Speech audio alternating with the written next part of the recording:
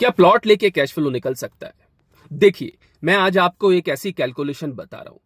कितने सारे ऐसे लोग जो ये बोलते हैं कि मैं प्रॉपर्टी को कहां पे लूं, और कितने सारे ऐसे लोग जिन्होंने प्रॉपर्टी में सही समय पे फैसला लिया।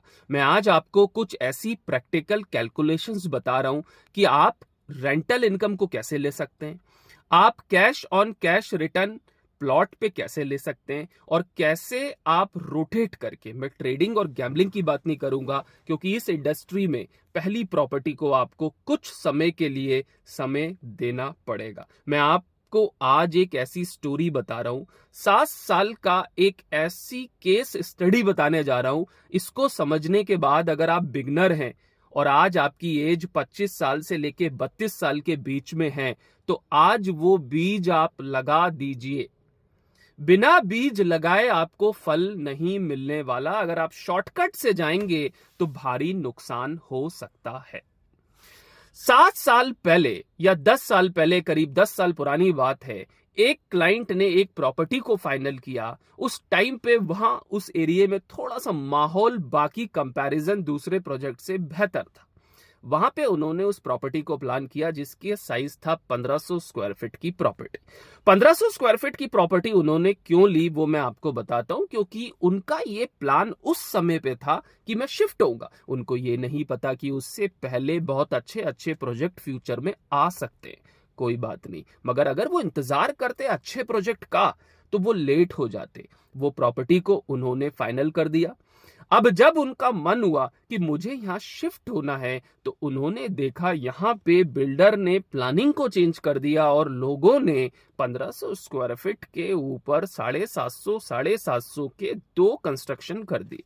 अब दोस्तों, अगर आपने कोई 1500 स्क्वायर फीट की प्रॉपर्टी को प्लान किया अपनी फैमिली के लिए, सुरक्षित वहां पर रहने के लिए, तो आपको थोड़ा सा ऐसा लगेगा कि मेरे सामने 750 के घर बन गए। तो एक होता है ना कि यार 1500 स्क्वायर फीट की जेंट्री, और जेंट्री का बहुत बड़ा भारत में एक देखा गया है कि बगल में कौन है, पड़ोस में कौन है, क्या साइज के हैं। इससे प्रॉपर्टी का बहुत बड़ा इंपैक्ट होता है। अगर कोई प्रीमियम प्रॉपर्टी जहां पे 8000 स्क्वायर फीट के प्लॉट बिक रहे हैं और वहां पे कुछ हजार के 5-6 प्लॉट निकाल दिए, तो वो प्रोजेक्ट को सक्सेस करना इतना आसान नहीं होगा।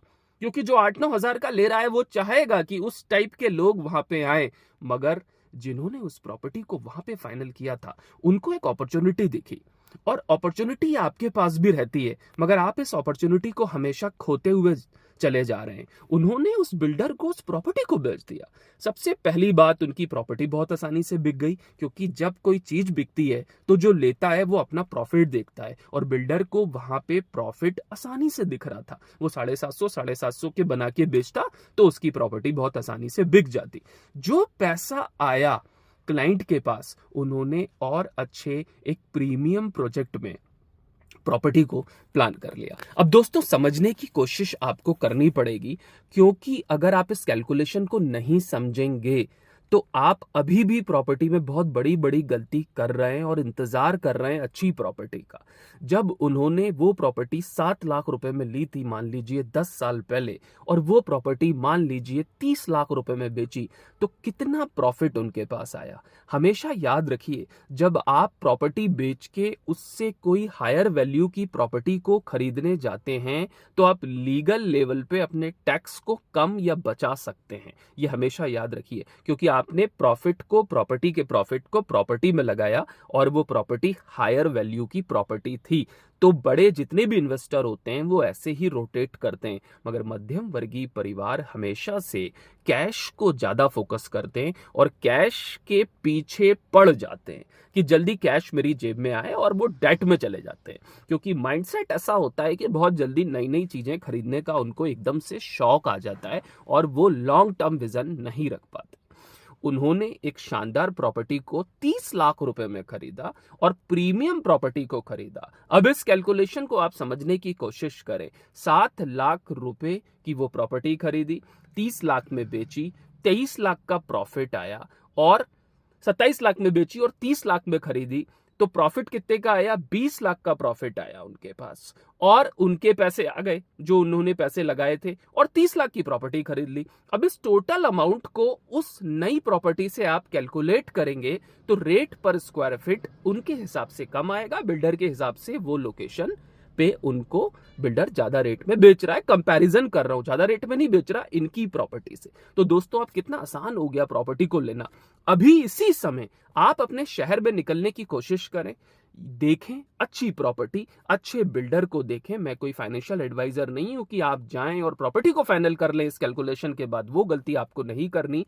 आपको अच्छी लोकेशन को देखना है, अच्छे बिल्डर को देखना है, उसका बैकग्राउंड देखना है, और उसके बाद कोई एक अच्छी सी प्रॉपर्टी का बीज आज आपको लगाना है। जरूरी नहीं है कि आप उस प्रॉपर्टी पे फाइनल रहने चले जाएं। ऐसे भारत में बहुत ऐसी प्रॉपर्टी हैं जिसमें लोग रहने नहीं गए, मगर उन्होंने उस प्रॉपर्टी को ट्रेड करके दूसरी प्रॉपर्टी को लिया।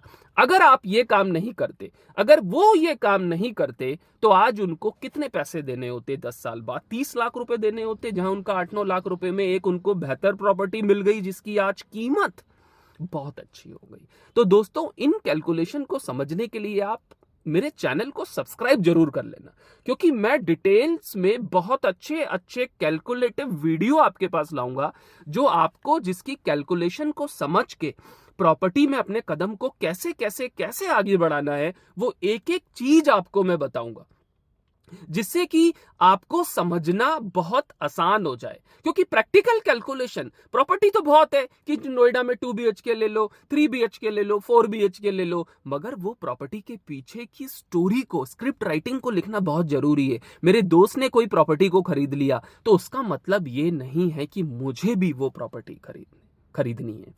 एक ही प्रॉपर्टी है, दोनों इन्वेस्टर अलग है, दोनों का बैकग्राउंड बहुत अलग है। दोस्तों, मोर वीडियोस के लिए चैनल को सब्सक्राइब कर लें, और अच्छे अच्छे कंटेंट और डिटेल्स कंटेंट लेके आऊंगा कि प्रॉपर्टी में निवेश करने से पहले या प्रॉपर्टी में काम करने के लिए आपको किन किन बातों का ध्यान रखना है। अगर आप प्रॉपर्टी में काम करके पैसे को बनाना चाहते हैं, जिसको होलसेलिंग कहा जाता है, उसके बारे में भी आने वाले वीडियोस में बताऊंगा।